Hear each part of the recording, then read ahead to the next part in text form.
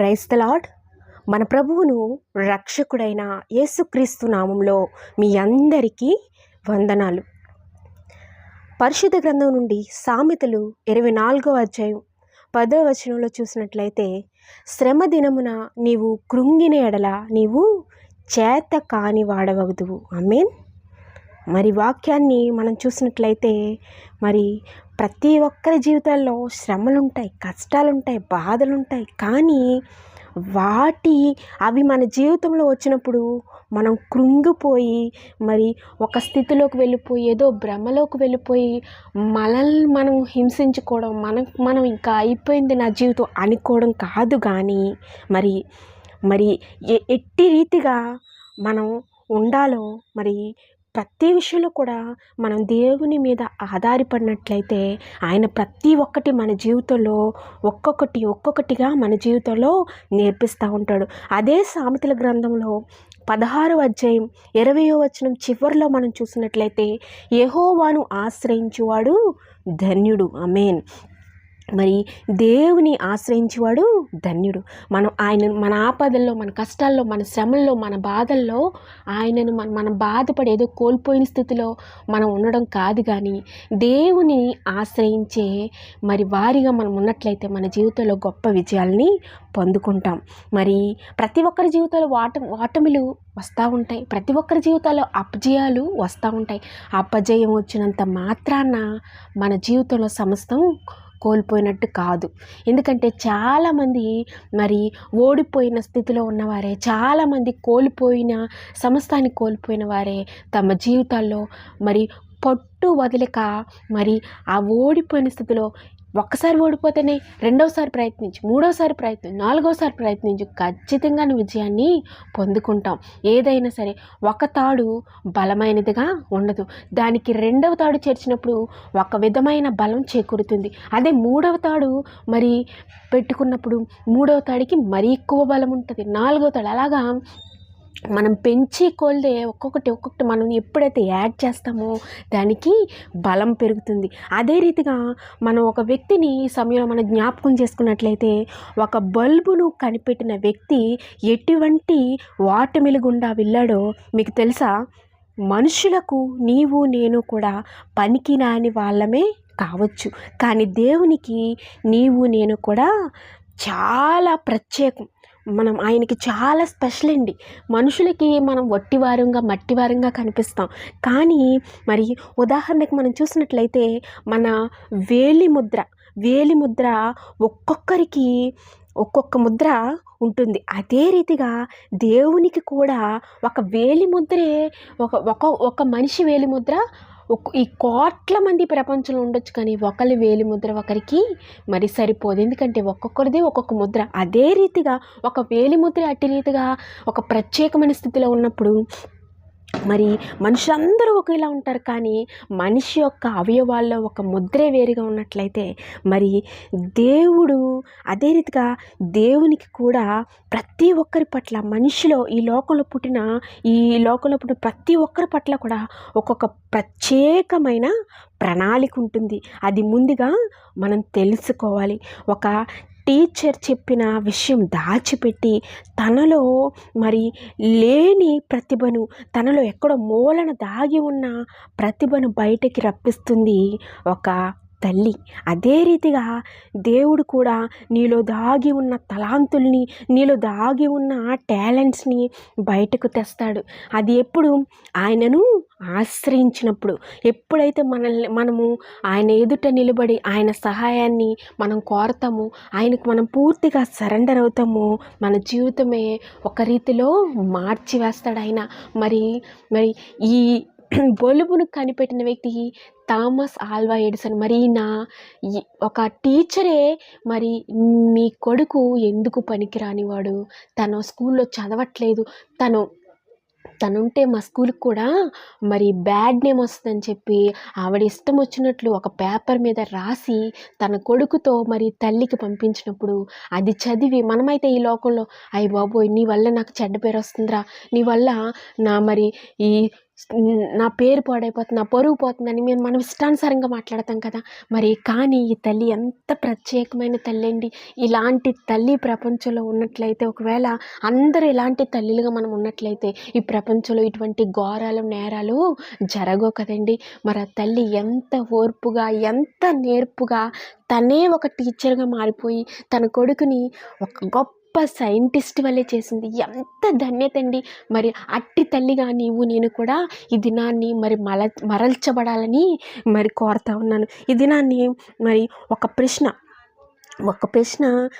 మనం ఒకసారి జ్ఞాపకం దేవుడు మన ముందు కొంతమందిని, ఎందుకంటే కొంతమందిని చూసి నేర్చుకోవాలని కొంతమంది సేవకుల్ని మన ముందు పెట్టాడు. సేవకుల్ని మన మాదిరి, వాళ్ళని చూసి ఎలా ఉండాలో మనం నేర్చుకోవాలి. చెడు విషయాలు చూసి నేర్చుకోవడం కాదు కానీ, ఈ లోకంలో ఉన్న చెడుని తీసుకోవడం కాదు కానీ, ఈ లోకంలో ఉన్న మంచిని మనం తీసుకోవాలి, మంచిని మనం నేర్చుకోవాలి. ఒక సేవకుని ఒకనొక దినమున ఒక సేవకుని ఒక ప్రశ్న అడిగారట, నీ పరిచర్య రహస్యం ఏమిటి అని. అప్పుడు అతను చెప్పిన గొప్ప విషయం ఏంటో తెలుసా? 3 పాయింట్లు చెప్పాడంట ఆయన. 3 పాయింట్స్ చెప్పారట. అవేమిటో చూద్దామా? మొదటిగా ఫస్ట్ పాయింట్, నా పరిచర్య రహస్యం మొదటి రహస్యం ఏంటంటే, మొదటి పాయింట్ ప్రార్థన. రెండవది అనగానే అందరూ ఆశ్చర్యంగా చూస్తూ ఉన్నారంట, ఏం చెప్తారని. రెండవది సెకండ్ పాయింట్ ఏంటంటే ప్రార్థన అన్నారంట. మరలా ప్రార్థన అని చూస్తూ ఉండగా థర్డ్ పాయింట్ ఏంటంటే మూడవది ఏమిటి అని అనగా, మూడవది ప్రార్థన. ఇదేమిటి అనుకుంటున్నారా? ఇదేమిటి అని అనుకోవచ్చు. కొన్ని సమయాల్లో మనం కూడా ప్రార్థన ఈ 3 ప్రార్థన చెప్పారేంటి అని అనుకుంటున్నారేమో. కానీ మొదటిగా కష్టంలో ప్రార్థించు, రెండవదిగా నీ స్థితి బాగున్నప్పుడు అనగా అభివృద్ధితో ఉన్నప్పుడు ప్రార్థించు. ప్రార్థన అంటే చాలా శక్తి గలది. ప్రార్థనకి సాటి అనేది ఏది కూడా లేదు. మూడవదిగా సమస్యలు ఉన్నప్పుడు ప్రార్థించు అన్నారట. ఆయన ఎవరో కాదండి, దేవుని సేవ పరిచర్యలో బహు విస్తృతంగా వాడబడిన గొప్ప దైవజనులు బిల్లీ గ్రహం గారు. ఆమేన్. ఆయన చెప్పిన మాట మన జీవితంలో మనం ఒక్కసారి జ్ఞాపకం చేసుకున్నట్లయితే మన పరిస్థితులన్నీ ఒక్కసారిగా తారుమారైపోతాయి. మన జీవితాల్లో ప్రార్థన అనేది ఒకసారి చేసి విడిచిపెట్టేయడం కాదు. కానీ ప్రార్థన అంటే మన పెదవులతో వచ్చిన మాటలు కాదు. కానీ ప్రార్థన మన జీవితంలో ప్రార్థన పెదవులతో వచ్చింది కాదు. కానీ మన జీవితంలో మన జీవితం ద్వారా చాలా ఎదుటివారికి చూపించాలి. మన ప్రవర్తన మారాలి, మన జీవితాలు మారాలి, సమస్తం కూడా ఆయన చేతులకి అప్పగించుకోవాలి. మనం ఎక్కడికన్నా వెళ్ళాలంటే, ఒక ప్రయాణం చేసినప్పుడు ఆ వాహనంలో కూర్చున్నప్పుడు, మనకి తెలియని చోటికి మనం వెళ్తున్నప్పుడు, ఆ ప్రయాణంలో మనం ఏదైనా వాహనం ఎక్కినప్పుడు ఒక డ్రైవర్ ఉంటాడు. ప్రతి వాహనానికి ఒక డ్రైవర్ అనేది ఉంటారు. ఆ డ్రైవర్ పలానా చోటికి నేను వెళ్ళాలి, నన్ను తీసుకెళ్తారా అన్నప్పుడు మనకు ఆ ప్లేస్ తెలీదు, ఆ ఊరి పేరు మాత్రం తెలుసు. కానీ ఆ ప్లేస్ ఎక్కడ ఉంటుందో తెలీదు, ఎలా వెళ్ళాలో తెలీదు, ఎట్టి రీతిగా వెళ్ళాలో కూడా తెలియని పరిస్థితి. అటువంటి పరిస్థితిలో పూర్తిగా ఆయన యొద్ద నన్ను పలానా చోటకి తీసుకెళ్ళండి అని చెప్పి మనం మామూలుగా ఉండాలి. అప్పుడు మాత్రమే ఆయన మనల్ని ఏ ప్లేస్కి వెళ్ళాలో, ఎక్కడికి వెళ్ళాలో మళ్ళీ ఎంతో క్షేమంగా తీసుకెళ్తారు. అంతేగాని మనం ఇష్టం వచ్చినట్లు మీరు తీసుకువెళ్తున్నారు, ఎప్పుడు మీరే కదా తీసుకువెళ్తారు, ఈసారి కారు నేను నడుపుతాను, మీరు నా పక్కన కూర్చోండంటే మన పరిస్థితి ఎలా ఉంటుంది? నీకు డ్రైవింగ్ రాదు, నీకు ఎలా వెళ్ళాలో తెలియదు, రూట్ తెలియదు, ఏమీ తెలియదు. కానీ నువ్వు ఆ స్టీరింగ్ పట్టుకున్నట్లయితే వెళ్ళేది నువ్వు వెళ్ళాలని ప్లేస్కి అయితే వెళ్తావో వెళ్ళవో కానీ ఖచ్చితంగా చెప్పగలను, వెళ్ళలేవు. కానీ భయంకరమైన స్థితిలోకి పోతావని మాత్రం చెప్పగలను. ఎందుకంటే ఒక డ్రైవింగ్ రాని వ్యక్తి ఒక వాహనాన్ని పట్టుకుంటే మరణమే తప్ప వేరే పరిస్థితి ఉండదు. అదే రీతిగా మన జీవితంలో ప్రార్థన అనేది మనం ఒక అలవాటుగా చేస్తామన్న పేరుకి చేయడం కాదు. కానీ ప్రార్థన పట్టు వదలక ఒక బైబిల్ గ్రంథంలో వ్రాయబడి ఉంది, విసుకక నిత్యము ప్రార్థించుచుండమని.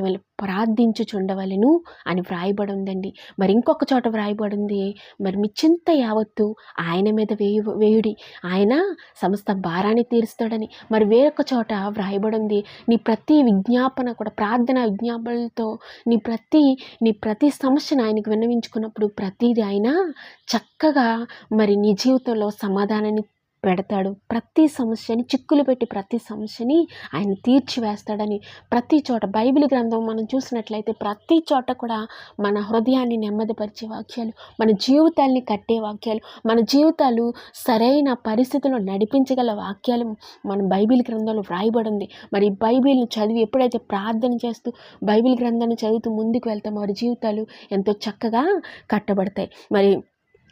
మరి ఒకటి మనం చూసినట్లయితే మరి జీవితం బాగున్నప్పుడు ప్రార్థించండి, మరి జీవితం కఠినంగా ఉన్నప్పుడు ప్రార్థించండి. ప్రార్థించడం మాత్రం మర్చిపోవద్దు.